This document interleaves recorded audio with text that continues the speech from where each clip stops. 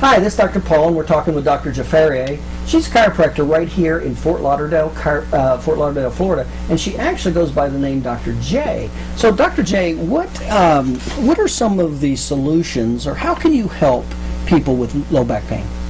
Well, first of all, low back pain can be caused by disc disease, irritation to the joints in the lower back, or irritation to the nerves exiting the spine in the lower back. So one of the solutions we offer is spinal manipulation, joint mobilization in the area to alleviate the pressure in the joints at the level of the disc, as well as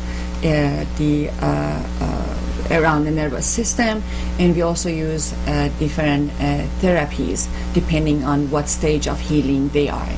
Let's talk about just a second. You talk about stages of healing. Give me my 20 seconds of what do you mean by that? Stages of healing. Well, following an injury, the body would go through stages of healing. So the body would start going through the inflammatory phase, which usually lasts about 72 hours, and the body would start the repair process, where it would start laying down collagen fibers, and then that can last anywhere between 72 hours to 6 months, and then after that, from 6 months to a year and a half, 18 months, the body would move into the strengthening and remodeling phase. Okay, so that's how somebody's going to heal no matter what. Okay. Yes. Now, let's say we have one of those conditions. You said there was what? There was disc?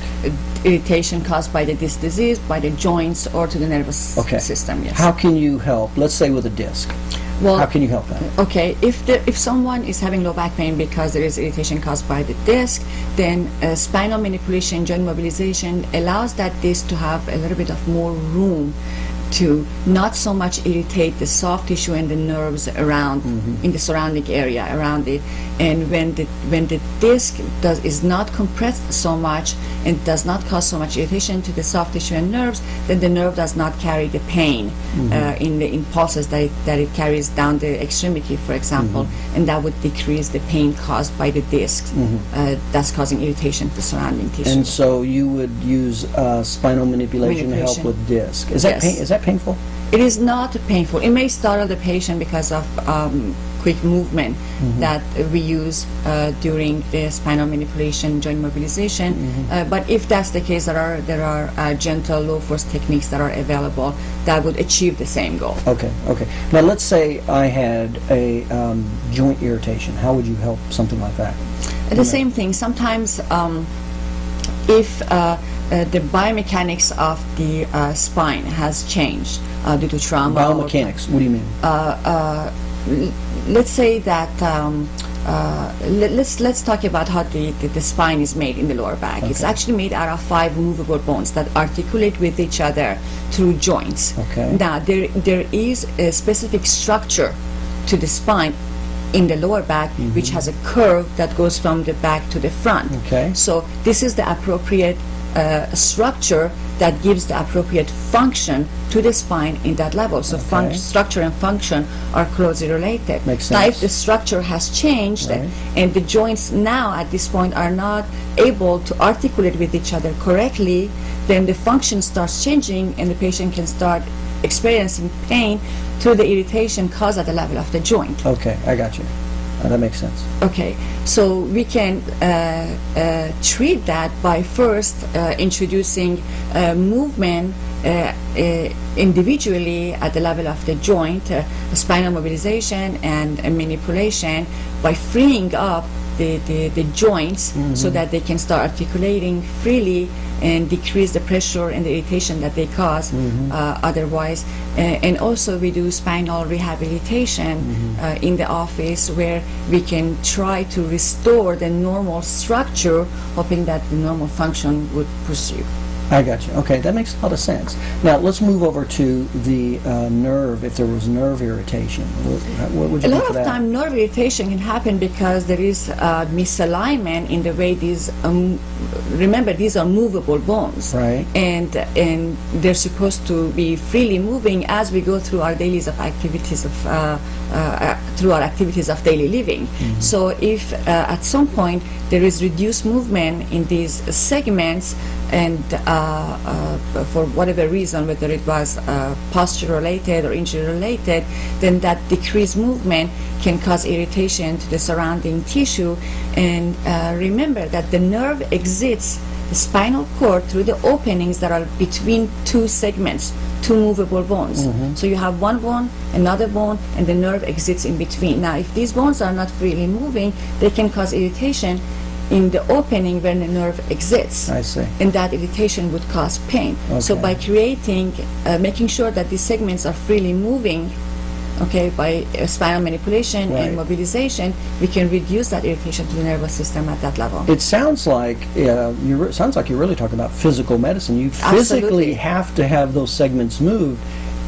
That's not something that sounds like medication can do. No, and on top of that, you know, when those segments where, let's say, the movement between those segments was reduced and started causing irritation to the nerve, it's not just irritation to the nerve, it starts causing inflammatory process in that area. So inflammation starts going on in that area, and actually, if you start taking medication, because that inflammation now on its own, which is common, on its own causes also pain. So you have pain from nerve irritation, and then inflammation starts because of the tissue irritation. Now that inflammation itself causes more pain. So you have pain from irritation, from inflammation, pain from nerve irritation, and then you take the medication that would mask your pain.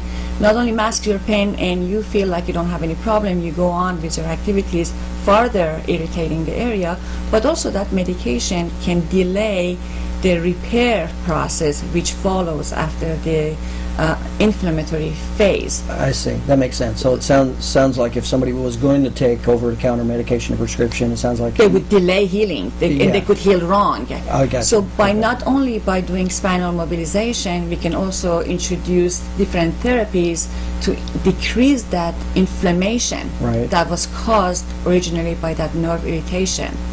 And reduce spinal motion. What are some therapies you would use typically to help relieve low back pain?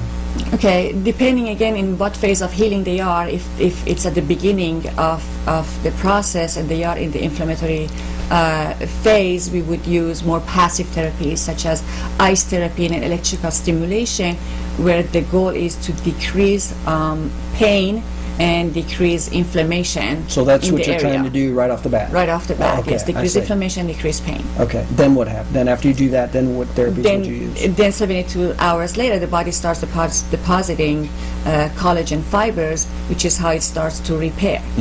Unfortunately, this collagen fiber is weaker than the original collagen fiber that existed prior to the injury. It's not only weaker, it's not laid in a controlled fashion, does not follow the direction of the fibers in the area. Now that's something me as a patient, I would have no idea about how the detailed of, you're getting really detailed of how somebody heals here. I as a patient wouldn't know that. So as a big picture, this is the repair phase. So we would do therapies that would accommodate the repair phase. It would make sure that not only you heal, but you heal the correct way. I got you. Okay. So essentially you're saying you can actually heal wrong is what I'm hearing you say. Absolutely. Okay. So the therapies you would use to help your body heal right, besides spinal manipulation and mobilization, would be what else? And then in the second phase, we would be using trigger point therapy. We use neuromuscular re-education, which is neuromuscular stretches that would allow, we would activate certain nerves in certain groups of muscles to create decreased spasm and tension in other groups of muscles in order to increase joint mobility, increase range of motion. And that's without using medication. Absolutely, that's a therapy you use. And would you physical call that? medicine. You called it? Neuromuscular re-education, which is neuromuscular stretching. So you're using the nervous system to help itself heal. Increase range of motion and healing. I got you. Okay, that makes sense. And you said trigger point therapy. What would you do that for? Yes, these are trigger points are areas of spasm in the muscle. So not only there is spasm, there is also accumulation of waste material in the cells in the muscle in that area, and all this together, not only it creates pain, it also creates more stiffness and spasm in the muscle, which reduces joint mobility and range of motion. And that's one of the goals of therapy, to increase range of motion by decreasing the stiffness and muscle spasm and mobility, by increasing the mobility in the joints. That makes a lot of sense. Okay, very good. And would that cover the gamut, or is there anything else that you would do for any therapies with back pain? Well, no, then it depends. If they are going into the last phase of healing, which is the remodeling phase, then we would want to introduce strengthening exercises. What's the reason for that? Because at that point, remember I said the collagen fiber laid during the repair phase is not good quality. So we got to make sure first the body heals correctly, but we got to make sure that now it's strong.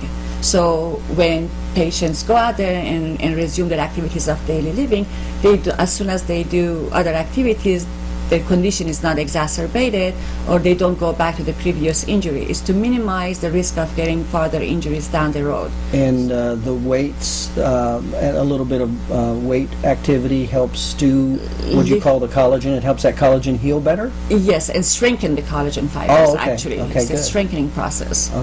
Because a joint is as strong as the muscles surrounding the joint are. So by strengthening the muscles surrounding the joint, we make sure that joint is strong and it can keep up with future activities of the living. Okay, that makes a lot of sense. And you provide each one of these therapies for each of the different phases of healing? Absolutely, at your office. Yes. Okay. And where's your office located? We are located in East Fort Lauderdale, East Commercial Boulevard, actually 1515 East Commercial Boulevard, and we are between Dixie Highway and US 1 on the north side of the street. And what's your phone number? Our phone number is 954-229-1995. Okay.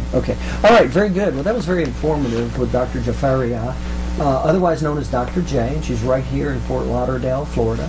And if you're having lower back pain, certainly give her a call. It sounds like she definitely knows what she's talking about.